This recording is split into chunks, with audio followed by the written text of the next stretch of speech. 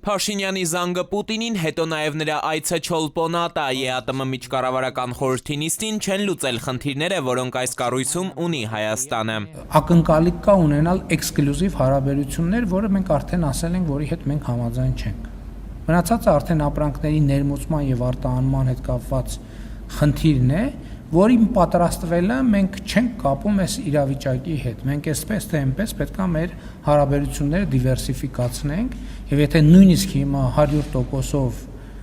բացվեն, այսինքն վերադառնանք այն նախնական վիճակին, դրանից մեր օրակարգը չի փոխվում։ Մեր արտահանումներն ու ներմուծումները մշտապես կախված մնան նույն օղակից, Փաշինյանը շարունակում է պնդել, խնդիրներ կունենանք, բայց մինչև Եվրոպական միությունն ամբողջությամբ բացի սեփական դարպասները հայկական արտադրանքի համար, արդեն տևական ժամանակ է այստեղ մեր տարածաշրջանում մնալով, Երևանն ու Բաքուն առևտրաշրջանառության ցիկլի մեջ են մտել, միայն թե ադրբեջանական շուկայում Հայաստանից միլիոնավոր դոլարների հասնող պատվերներ են ստացել, իսկ հայկական եւ ոչ մի ապրանք դեռ չի հասել Ադրբեջան։ Ապրանքների փոխադարձ առևտրի մասին այո օրակարգը կա եւ համոզված եմ առաջիկայում նաեւ Հայաստանից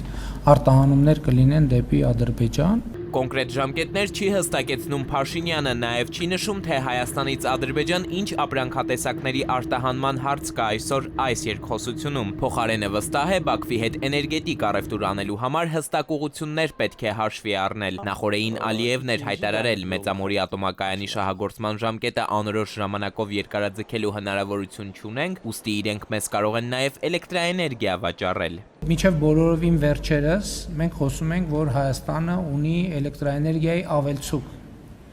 Հիմա մենք պիտի խոսենք նրա մասին, որ Հայաստանը կարող է ունենալ էլեկտրաէներգիայի պահանջարկ, ինչու, որովհետև ինչպես տեսնում եք, մեծ տեմպերով զարգանում են արհեստական բանականության գործարանները,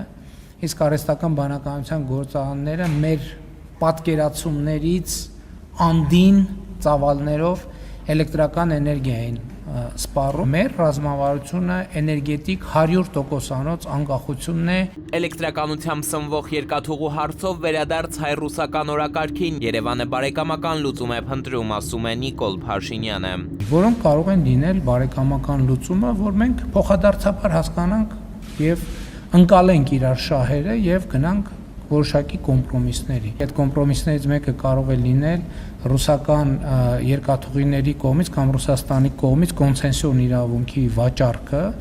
բայց այդ վաճառքը կարող է լինել ամբողջական, կարող է լինել մասամբ։ Վերջերս դարձյալ լրագրողների հետ ճեպազրույցում ռուսական կառավարման հայկական երկաթուղուն վերաբերող հարցին պատասխանելիս Փաշինյանը նշել էր, թե Հայաստանը գուցե տարիներ անց սկսի, օրինակ $2 միլիարդ վարձավճար պահանջել մի բանի համար, ինչն իր խոսքով 30 տարի անվճար է եղել, եւ ռուսական երկաթուղիներում այս ակնարկն իրենց ուղղությամբ էին ընդունել։ Ընկերության գլխավոր տնօրենի մակարդակով հայտարարություն տարածելով, թե այդ դեպքում իրենք էլ իրավունք կունենան ակնկալել, որ Երևանն իրենց վերադարձնելու է բոլոր այն գումարները, որոնք ներդրել են զարգացնելու հայկական երկաթուղու ենթակառուցվածքները։ Հիմա Փաշինյանն ասում է, ինքը պարզապես զարգացման հնարավոր սցենար է նկատի ունեցել։ Առանց կոնկրետ բան նկատի ունենալու եւ նկատի ունենալով բոլոր այն հնարավոր կետերը, որտեղ դա տեսականորեն եւ գործնականում կարելի է իրականացնել։ Կենտրոնանալով ներքին օրակարգի վրա խաղաղ պայմաններում 9 ամսվա ընթացքում 9-րդ մահն ունենք բանակում, պաշտպանության նախարարն ու գլխավոր շտաբի պետը ոչ, բայց մյուս օղակներում պաշտոնանկություններ կլինեն, անհետևանք չի մնա հարցը, կառավարությունը ջանքեր է գործի դնում, արդյունքը չկա։ Էդուարդ Պողոսյան, ժամը լրատվական։